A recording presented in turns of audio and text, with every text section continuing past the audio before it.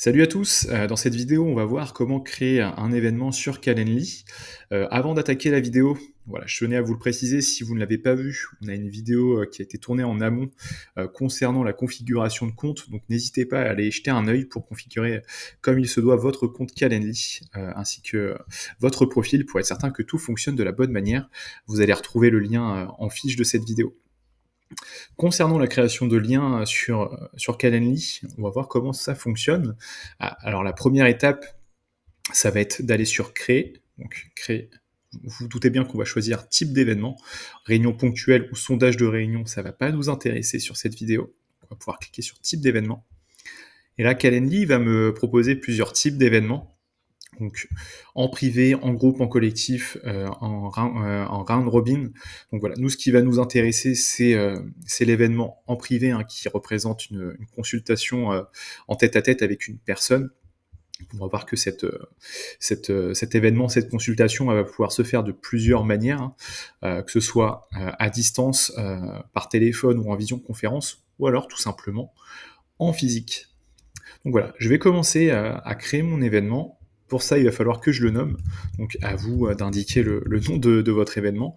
Par exemple, moi, je vais mettre un exemple, consultation sophrologie de 30 minutes. Sur la création de, en tout cas, lorsque vous allez paramétrer votre événement, vous avez la possibilité aussi d'indiquer la durée de cet événement. Donc à vous de voir combien de temps ça va durer ce rendez-vous. Est-ce que c'est plutôt sur un delta de 30 minutes ou plutôt 60? Donc pour cet exemple, je vais prendre 30 minutes. Et ensuite, vous allez pouvoir indiquer sous quelle forme va se dérouler votre rendez-vous. Est-ce que vous souhaitez le faire, je ne sais pas, en ligne? Dans ce cas-là, vous avez la possibilité d'indiquer une plateforme de visioconférence comme Zoom. Il y en a d'autres, je vais vous le montrer. Vous pouvez le faire aussi via un appel téléphonique. Sinon, vous pouvez indiquer que c'est une réunion en privé, et dans ce cas-là, indiquer une adresse précise, soit l'adresse de votre cabinet, soit une autre adresse, peu importe. Si vous souhaitez utiliser d'autres outils de visioconférence, sachez qu'il y en a qui sont notés ici, donc Google Meet et Microsoft Teams qui sont régulièrement utilisés. Voilà, vous avez la possibilité de les connecter à votre événement. Donc, pour cet exemple, je vais prendre Google Meet. Et maintenant, je vais pouvoir rentrer dans le descriptif de mon événement. Donc, si vous avez fait une faute de frappe, donc consultation sophrologie, écoutez, vous pouvez venir remodifier cet élément-là. La durée pareil, le lieu pareil. Vous allez pouvoir indiquer aussi une description de ce rendez-vous, de cette consultation. Donc, à vous d'indiquer s'il y a des spécificités au préalable à remplir, je ne sais pas. Vous avez la possibilité d'indiquer certains éléments ici. Ensuite, le côté organisateur et invité, je pense que vous n'avez pas besoin de le modifier. En principe, vous êtes le seul organisateur. Donc là-dessus, pas de problème. Par la suite, vous allez pouvoir indiquer la planification de ces rendez-vous. Donc, si je regarde ici, je vois que les horaires que j'avais indiqués dans la première vidéo de gestion de paramétrage et de gestion de profil, on les retrouve bien ici. Donc, vous n'avez pas besoin de toucher ces éléments-là. Par contre, en fait, l'outil vous demande jusqu'à quelle temporalité tu peux prendre des rendez-vous. Donc là, en l'occurrence, il me dit dans 60 jours calendaires, donc quasiment 2 mois. Et en fait, la question à se poser, c'est plutôt vous. En fait, est-ce que vous êtes capable de prévoir des rendez-vous sous 2 mois ou pas ? Est-ce que vous voulez augmenter? Est-ce que vous voulez diminuer? Faites bien attention à ça, notamment si, je sais pas, c'est les vacances d'été, vous partez en vacances. Prenez le temps de modifier cet élément, ou alors vous mettez que vous êtes en vacances sur votre agenda pour qu'il n'y ait pas de rendez-vous qui soit pris. Enfin bref, vous avez la possibilité de choisir ces jours calendaires.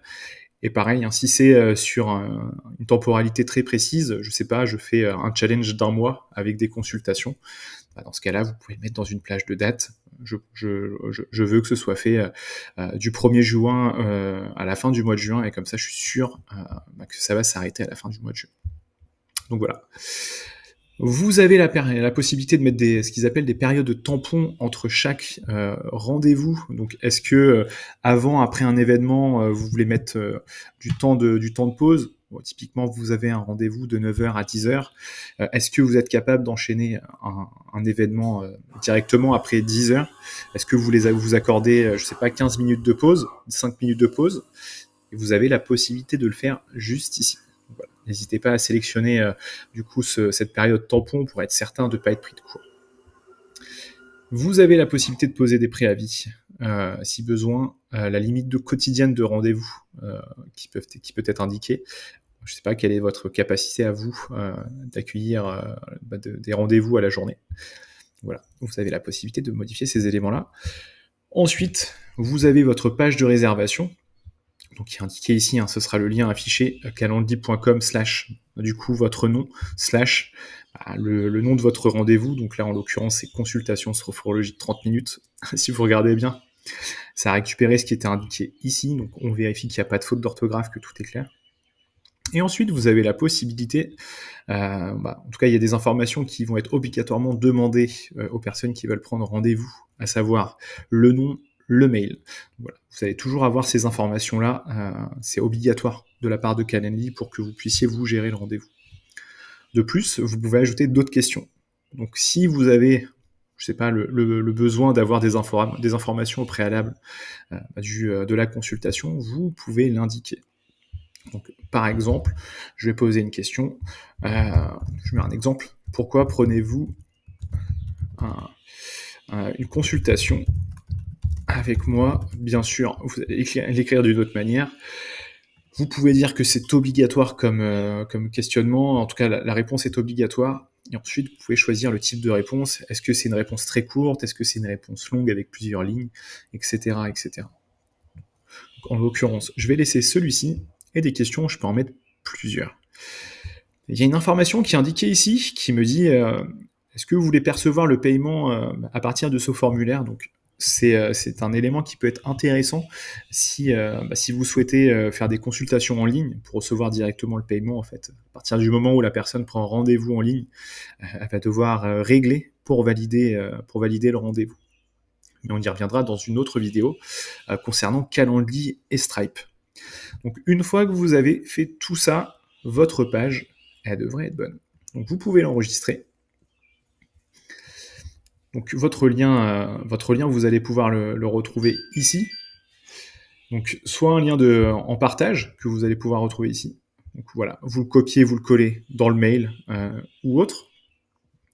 Vous pouvez aussi ajouter des créneaux dans votre email si besoin. Vous avez la possibilité d'indiquer ça. Ou encore l'incorporer sur votre site internet. Nous, c'est ce qu'on fait avec Bon Pied Bon Oeil. Voilà, la possibilité d'avoir le calendrier directement sur votre site internet, ça peut être un bon moyen de récupérer des rendez-vous.